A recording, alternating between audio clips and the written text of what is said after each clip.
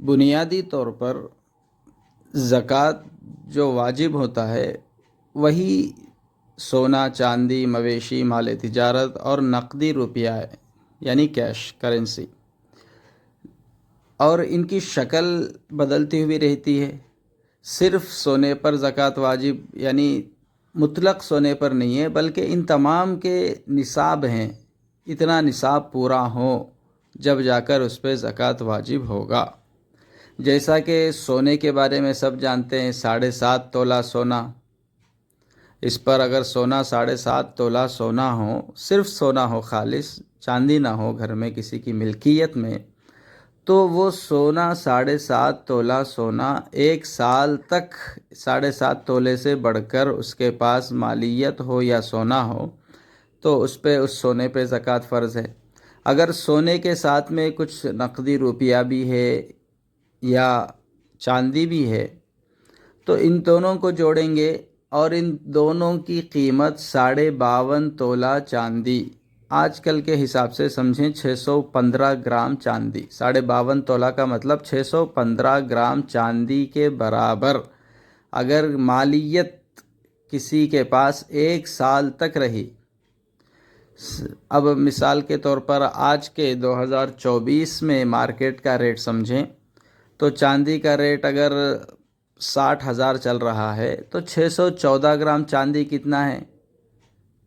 کم و بیش 37,000، 40,000 پکڑ لیں تو 40,000 روپے کی مالیت سونا، چاندی، کرنسی اور مال تجارت کی شکل میں ہمارے پاس موجود ہیں، کسی کی ملکیت میں ہیں، تو یہ صاحب نصاب کہلائے گا کہ 1 سال تک اس سے بڑھ کر مالیت ان کے پاس ہونے کی وجہ سے، اور اس پہ اب زکوٰۃ فرض ہو گئی ہے۔ اب جب زکوٰۃ فرض ہو گیا ہے تو زکوٰۃ فرض ہونے کی وجہ سے ہمارے پاس جو سونا ہے، چاندی ہے، مال تجارت ہیں اور شیئرز اگر کوئی خریدے ہوئے ہیں، شیئر مارکیٹ میں جو شیئرز خریدے جاتے ہیں، اگر شیئرز خریدے ہوئے ہیں تو وہ، اور نقدی روپیہ اگر کیش ہے یا بینک بیلنس ہیں، اس کے متعلقہ دستاویزات کس کو کہتے ہیں؟ دیکھیے، نقد روپیہ ہے تو اس کی شکل ہمیشہ بدلتی رہتی ہے۔ پہلے سونے کے سکے چلتے تھے، پھر چاندی کے درہم چلنے لگیں، پھر اس کے بعد سکے چلتے تھے، اب کاغذ چلتے تھے، اس کے بعد اب ڈیجیٹل کرنسی چلتی ہے۔ تو اس طرح جو ہے یہ ہمیشہ اپنی شکل بدلتی ہوئی رہتی ہے۔ تو نقدی مال کے دستاویزات، جیسا کہ دستاویزات کے حکم میں سمجھیں کہ اگر کوئی بینک بیلنس ہے، بینک میں پیسے رکھا ہوا ہے، یا انشورنس ہیں، ہیلتھ انشورنس یا گاڑی کے انشورنس ہے، اس پہ تو زکوٰۃ فرض نہیں ہوتا ہے، لیکن جو لائف انشورنس ہے اس میں سے پیسے واپس آنے کا یقین ہے ہمیں کہ ہمارے پیسے تو ہمیں واپس آئیں گے لائف انشورنس میں، تو اس کو بھی زکوٰۃ میں جو ہے ہم گنتی کریں گے اور اس کو بھی زکوٰۃ میں جوڑ کر اس کا بھی زکوٰۃ نکالا جائے گا، کیونکہ وہ ہمارا جو قرضہ ہے، جو ہم نے اس کو قرض کے طور پر دیا ہوا ہے، وہ ہمیں واپس آنا یقینی ہے، وہ ہماری زندگی میں کبھی نہ کبھی واپس آئے گا، تو وہ یقینی ہے، تو اس لیے لائف انشورنس کو بھی اس میں جوڑیں گے۔ وہ تو ایک دستاویز ہوتا ہے۔ اب وہ لائف انشورنس بنانا جائز ہے یا ناجائز وہ الگ مسئلہ ہے، لیکن ہم جو پیسہ وہاں دے رہے ہیں میں اس کو اس میں شمار کر رہا ہوں۔ اور ایک پراویڈنٹ فنڈ ہوتا ہے، پراویڈنٹ فنڈ پہ بھی جو ملازموں کو کہا جاتا ہے کہ آپ تھوڑے پیسے جمع کر لیں اپنی تنخواہ میں سے، وہ پراویڈنٹ فنڈ کے بھی 2 قسم کے ہوتے ہیں۔ جو پراویڈنٹ فنڈ یہ جب چاہے تب نکال سکتا ہے، اس کو اختیار ہے، جیسے پرائیویٹ کمپنیز کے ہوتے ہیں، تو یہ بھی زکوٰۃ میں جوڑ کر اس کا بھی حساب کیا جائے گا اور زکوٰۃ نکالا جائے گا۔ اب آسان انداز میں دیکھ لیں، ہمارے پاس جو سونا ہے، چاندی، اگر اب سونے کے زیورات ہے، اس میں موتی جڑی ہوئی ہے یا ہیرے جڑے ہوئے ہیں تو اس پہ زکوٰۃ فرض نہیں ہوگا۔ جب ہم وزن دیکھیں گے تو موتیوں کو یا جو بھی پتھر وغیرہ اس زیورات میں لگے ہوئے ہیں ان کا وزن نہیں دیکھا جائے گا، صرف سونے پر زکوٰۃ فرض، سونے کا وزن دیکھ کر اس پہ زکوٰۃ ہم واجب سمجھیں گے۔ سونا، چاندی، مال تجارت کس کو کہتے ہیں؟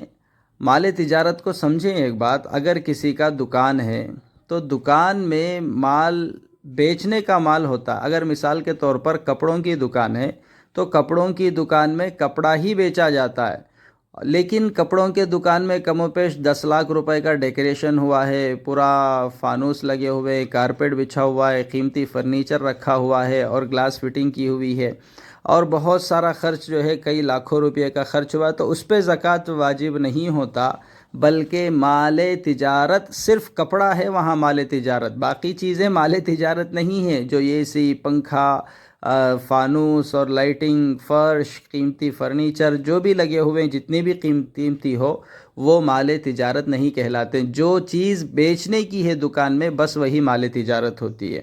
تو ہم سونے کو، چاندی، مال تجارت، نقدی روپیہ، ان تمام چیزوں کو جوڑیں اور ان میں سے ہم جو ہے زکوٰۃ کا حساب لگا کر جو مالیت بنتی ہے، پورا جوڑنے کے بعد جو قیمت بن رہی ہے، اس قیمت میں سے 40واں حصہ یعنی 100 کے 2.5 روپیے، 40واں حصہ مطلب 100 کے 2.5 روپیے، 1000 روپے کے 25 روپیے، 1 لاکھ روپیے کے 2500 روپیے، یہ زکوٰۃ نکلتی ہے. تو ان تمام چیزوں کو، ان تمام مالیات کو جوڑ کر اس میں سے 40% زکوٰۃ نکالنا چاہیے.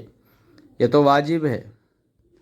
اب اس میں ایک چیز مویشی ہے، بکریوں پر، اونٹوں پر جو زکوٰۃ نکالا جاتا ہے وہ الگ چیز ہے.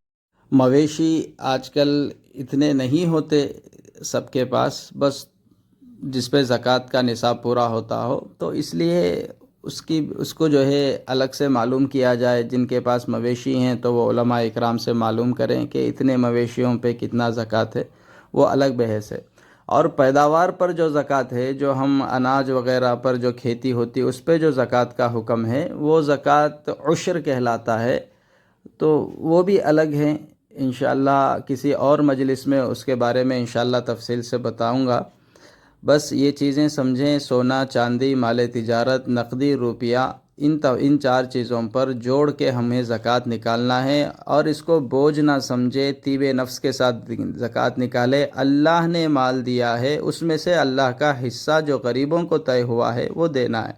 اللہ تعالی ہمیں صحیح طور پر اللہ کا حکم پورا کرنے کی توفیق عطا فرمائے، اور خوش دلی سے زکوٰۃ ادا کرنے کی اللہ تعالی ہمیں توفیق نصیب فرمائے. آمین.